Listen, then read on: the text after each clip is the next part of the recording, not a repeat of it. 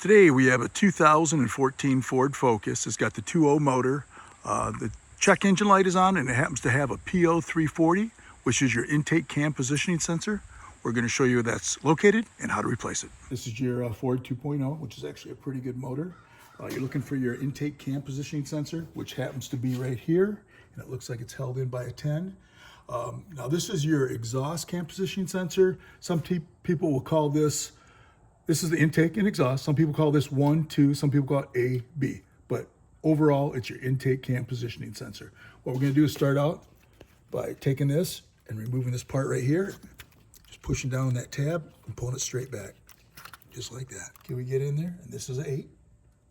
Break that loose. Make sure you don't drop that bolt. So spin that out, just like that. Pull it out. Okay, next thing we're gonna do is just grab this and wiggle it gently like that back and forth, and it should come up just like that.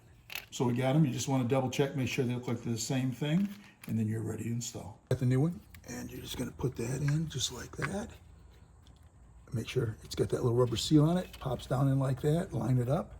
Be careful when you put the bolt in so you don't drop it. Start it by hand. Just like that.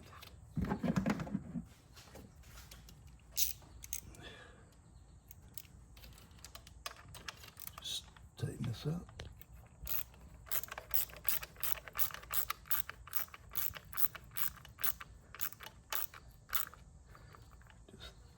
Snug like that. It's 1/4 inch drive, so you don't have to torque it too crazy. Plug this in, snap it, listen for it to click. So now it is installed. I mean, it would actually be the same procedure if you're doing the exhaust one, which is here. So that's really all it takes to do an intake cam positioning sensor on a 2014 Ford Focus with a 2.0 motor.